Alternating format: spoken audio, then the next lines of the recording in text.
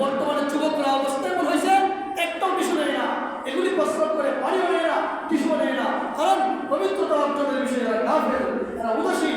আল্লাহ নবী বলেন সবচেয়ে বেশি আযাব হবে কবরে এই সমস্ত কারণে, ওদের অপবিত্রতার কারণে, প্রস্তাব থেকে অপবিত্রতার কারণে এদের বেশি আযাব হবে। এই জন্য দেখবেন যুবক মারা গেলে অনেকের চেহারা কাল কুচ্ছিত হয়ে যায়। কারণটা কি? কারণ হলো অপবিত্র ছিল। যে সময় মারা গেছে ওই সময় পবিত্র না, অপবিত্র। এই জন্য টিস্যুর একদম জরুরি। বলেন আমাদের সাথে টিস্যু থাকা দরকার আছে না নাই? এগুলি হলো মুসলমানের আলামত। আপনি যে মুসলমান বুঝবো কেমনে?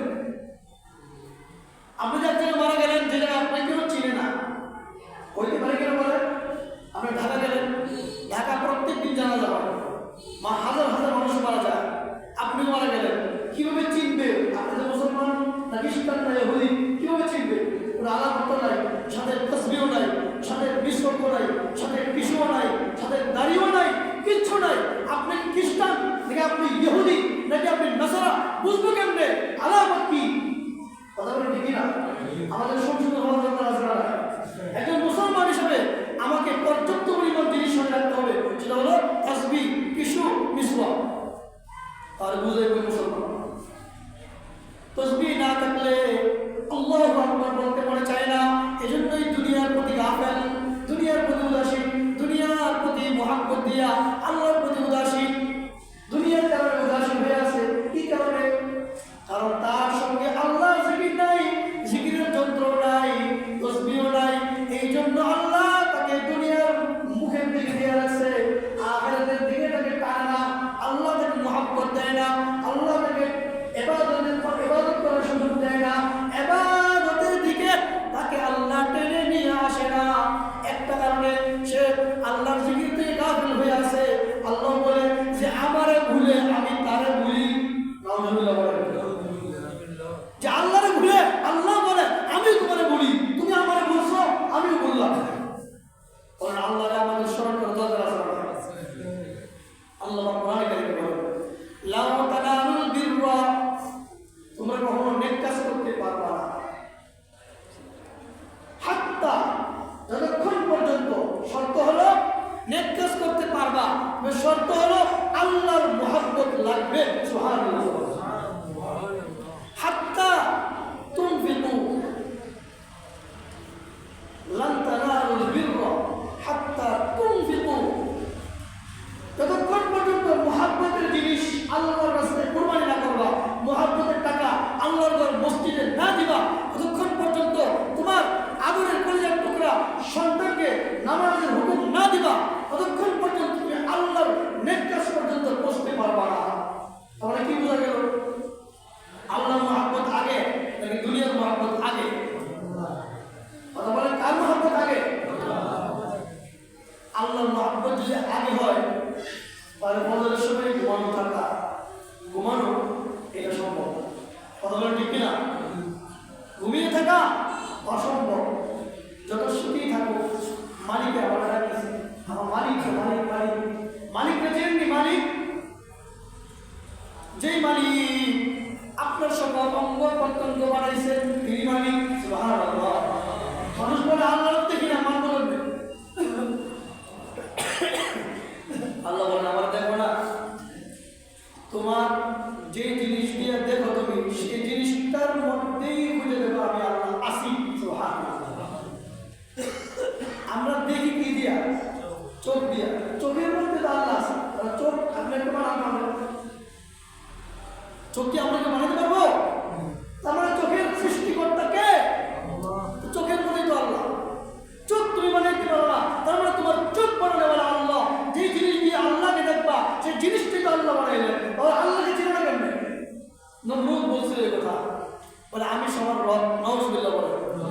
ইব্রাহিম নবী বলেন যদি তুমি রব হও তাহলে সহজ কথা, তোমার সাথে আমার সহজ কথা, তর্ক বিতর্কে আমি জানাবো না, সাধারণ তর্ক বলি, দলিল চাই। তুমি যে রব এটা প্রমাণ কি? তো নমরুদ বলে শোনো আমি প্রমাণ দিই। জেলখানা থেকে 2 জন মানুষ ডাক দিয়ে নিয়ে আসছে। নমরুদ 2 জন জল্লাদকে বললেন ফাঁসির আসামি 2 জন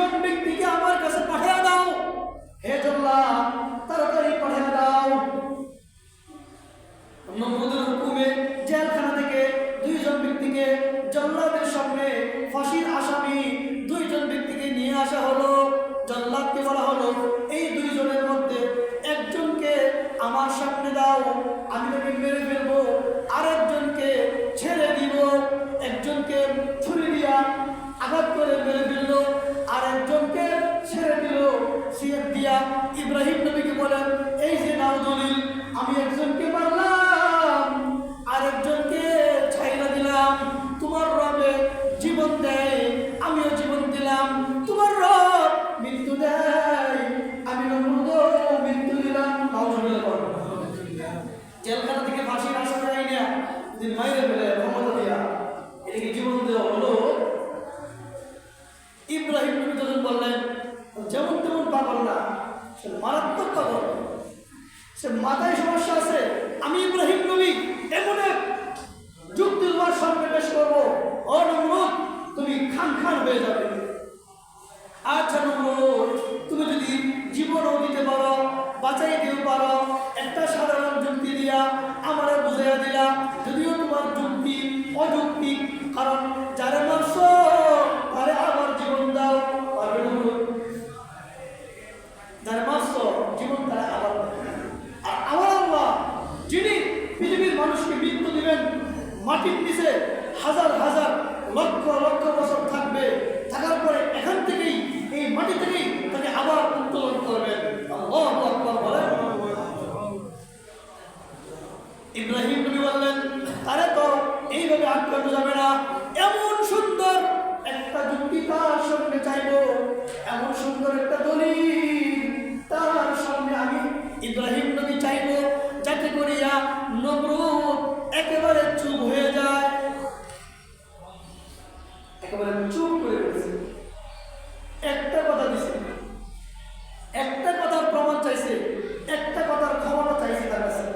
ইব্রাহিম নবী বললেন, হে নমরুদ শোনো শোনো, তুমি তো জীবন দিলা, তুমি তো মৃত্যু দিলা, আর দিয়া বলে ফেললা জীবন দিলাম মৃত্যু দিলাম। শোনো, তোমার যদি ক্ষমতা হয়, তুমি যদি রব হও, তুমি যদি আল্লাহ হও, তাহলে আমার আল্লাহ আসমানের এক সাইড থেকে সূর্য উঠায়, আরেক দিকে সূর্য ডুবায়।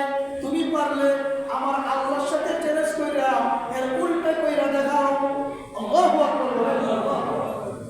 আমার আল্লাহকে চ্যালেঞ্জ করো, বলো আপনি এদিক থেকে সূর্য উঠান, আজকে যেদিকে সূর্য ডুববে, যেদিক থেকে সূর্য ডুবে সেদিকে সূর্য উঠবে, পশ্চিম দিকে সূর্য ডুবে। আচ্ছা নমরুদ, তুমি যদি পারো পশ্চিম দিক থেকে সূর্য উঠাইয়া দেখাও।